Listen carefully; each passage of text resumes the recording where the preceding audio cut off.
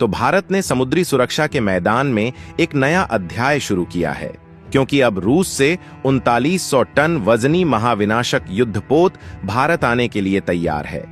खास बात यह है कि यह युद्धपोत न केवल भारतीय नौसेना की ताकत को नई ऊंचाई पर ले जाएगा, बल्कि इससे चीन और पाकिस्तान के बीच बढ़ती रणनीतिक खलबली भी साफ नजर आने लगी है। लेकिन सवाल यह है कि आखिर इस महाविनाशक में ऐसी क्या खास बात है जिससे चीन पाकिस्तान की टेंशन बढ़ रही है? पूरी डेवलपमेंट क्या है, आइए समझते हैं आज की इस वीडियो में। लेकिन आगे बढ़ने से पहले इस वीडियो को एक लाइक करके चैनल को सब्सक्राइब जरूर कर लीजिए, क्योंकि यह आपके लिए सिर्फ 1 सेकंड का काम है, लेकिन इससे हमारी काफी बड़ी मदद होती है। दरअसल रूस के शहर कलिनिनग्राद से एक महाविनाशक युद्धपोत भारत के लिए रवाना हो चुका है, जहां यह भारतीय नौसेना का guided missile frigate INS Tushil समुद्र की गहराई में एक नए सामरिक बदलाव का संकेत दे रहा है। दरअसल 9 दिसंबर को रक्षा मंत्री राजनाथ सिंह की मौजूदगी में भारतीय नौसेना में शामिल किया गया यह युद्धपोत अब हिंद महासागर में शक्ति की नई लहर लेकर आएगा। खास बात यह है कि 125 मीटर लंबाई और 3900 टन के भयंकर वजन वाले इस युद्धपोत में वह सभी ताकत है जो उसे दुश्मन के लिए एक अजेय दुश्मन बना देती है। ब्रह्मोस सुपरसोनिक मिसाइलों से लैस INS तुशिल पश्चिमी बेड़े में शामिल होकर भारतीय नौसेना की मारक क्षमता को नई ऊंचाई देगा। लेकिन सवाल यह है कि यह युद्धपोत सिर्फ भारत की ताकत को ही बढ़ाएगा या हिंद महासागर में चीन और पाकिस्तान के लिए नई चुनौतियां खड़ी करेगा? तो आपको बता दें, पिछले कुछ वर्षों से चीन की नौसेना की बढ़ती आक्रामकता के बीच INS तुशिल एक निर्णायक मोड़ साबित हो सकता है, क्योंकि साउथ चाइना मॉर्निंग पोस्ट ने भारत के नए युद्धपोत INS तुशिल और चीन पाकिस्तान के साथ संभावित टकराव पर विशेषज्ञों से चर्चा की है, जहां विश्लेषकों का कहना है कि भारत प्रशांत क्षेत्र में बढ़ते तनाव और चीन पाकिस्तान के साथ नौसैनिक प्रतिस्पर्धा के बीच भारतीय नौसेना अब समुद्री सुरक्षा पर पूरी तरह ध्यान केंद्रित कर रही है, और INS तुशिल इस दिशा में भारत का एक निर्णायक कदम है। यह युद्धपोत खास तौर पर पाकिस्तान और चीन की बढ़ती नौसैनिक ताकत को देखते हुए भारत के लिए बेहद महत्वपूर्ण हो जाता है, जो मुख्य रूप से अरब सागर और पश्चिमी हिंद महासागर में तैनात रहेगा, जहां इसे संभावित चुनौतियों का सामना करना पड़ेगा। लेकिन सवाल यह है कि आखिर भारत ने यह फैसला क्यों लिया है? तो बताते चले, ऑस्ट्रेलियन नेशनल यूनिवर्सिटी के strategic and defence studies centre के रिसर्च स्कॉलर डोंगक्यून ली के अनुसार भारत की कई परमाणु पनडुब्बियां चीन से होने वाले खतरों से निपटने के लिए डिजाइन की गई हैं, जहां INS तुशिल एक गाइडेड मिसाइल युद्धपोत है जिसकी भूमिका पनडुब्बियों से अलग है। ऐसे में यह अरब सागर और पश्चिमी हिंद महासागर में एक स्वतंत्र व्यवस्था बनाए रखने में मदद करेगा, जबकि पाकिस्तान और चीन के बीच घनिष्ठ संबंध और ग्वादर बंदरगाह के इस्तेमाल में चीन की रुचि को देखते हुए INS तुशिल हिंद महासागर में भारत के नियंत्रण को मजबूत करेगा।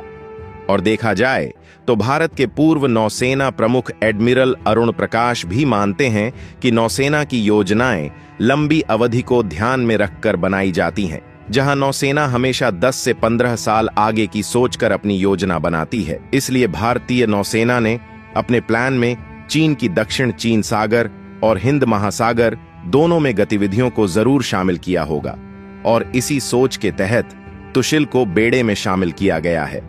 जबकि पूर्व नौसेना अधिकारी और वर्तमान में सोसाइटी फॉर पॉलिसी स्टडीज के निदेशक C उदय भास्कर के मुताबिक INS तुशिल जैसे अत्याधुनिक युद्धपोत से भारतीय नौसेना की युद्ध क्षमता में जबरदस्त इजाफा होगा, और देखा जाए तो भारतीय नौसेना अब समुद्र में एक नई ताकत बनकर उभर रही है, और यह पोत इस दिशा में एक महत्वपूर्ण कदम है।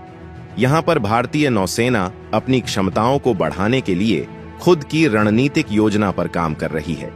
इसके अलावा क्वाड जैसे अंतर्राष्ट्रीय सैन्य गठबंधन ने भी भारत के नौसैनिक सहयोग को एक नई दिशा दी है, जो समुद्री क्षेत्र में भारत की रणनीतिक स्थिति को मजबूत करेगा। लेकिन गौर करने वाली बात यह है कि चीन की बढ़ती समुद्र में आक्रामकता पर भी भारत का ध्यान केंद्रित है, और INS तुशिल इस चुनौती का सामना करने के लिए एक शक्तिशाली उपकरण साबित हो सकता है, जो न सिर्फ भारत की रक्षा को मजबूत करेगा, बल्कि चीन और पाकिस्तान के खिलाफ एक ठोस संदेश भी देगा। और अगर आपको नहीं पता तो बता दूं कि जहां एक तरफ इंडियन नेवी में INS टुशिल को शामिल करना बेड़े के आधुनिकीकरण की दिशा में कदम है, वही चीनी नौसेना अभी भी भारत के एक युद्धपोत के मुकाबले 3.5 युद्धपोत शामिल कर रही है। और जब भारत की नौसैनिक क्षमताओं के विस्तार की बात आती है तो बड़ी कमियां पानी के नीचे युद्ध और पुराने पनडुब्बी बेड़े में हैं, जिससे दुश्मन ताकतों को उन जलमार्गों तक पहुंचने से रोकने के लिए पनडुब्बियां आवश्यक हैं, जो भारत की समुद्री सुरक्षा के लिए महत्वपूर्ण हैं। ऐसे में INS तुशिल भारतीय नौसेना के युद्धपोतों के बेड़े में एक महत्वपूर्ण बढ़ोतरी है, लेकिन इसका प्रभाव तब तक पूरा नहीं हो सकता जब तक भारत पनडुब्बियों के बेड़े को मजबूत करने पर भी ध्यान नहीं देता, जो कि आक्रामक समुद्री क्षमता को बढ़ाने के लिए यह एक अहम कदम होगा।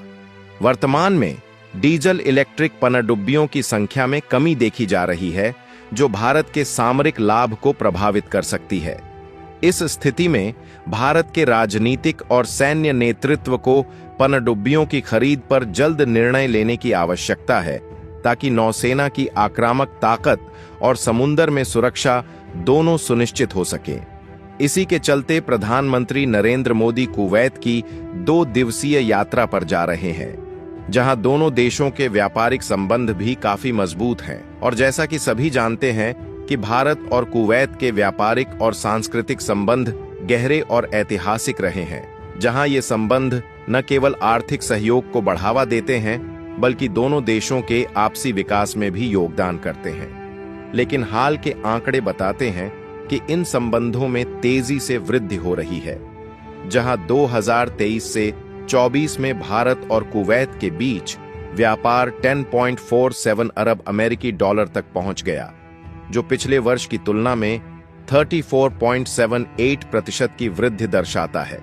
और देखा जाए तो कुवैत भारत के लिए सिर्फ एक रणनीतिक साझेदार नहीं, बल्कि ऊर्जा क्षेत्र में भी अहम भूमिका निभाता है।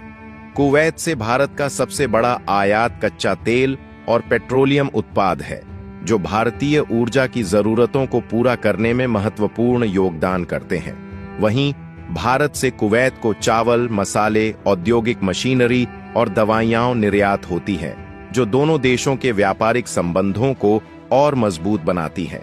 ऐसे में PM मोदी की कुवैत यात्रा काफी महत्वपूर्ण है। वैसे आपको क्या लगता है, क्या PM मोदी की यह यात्रा भारत के लिए नया अवसर लेकर आएगी? और जो महाविनाशक युद्धपोत रूस से भारत आ रहा है, क्या वह भारत के लिए जरूरी है?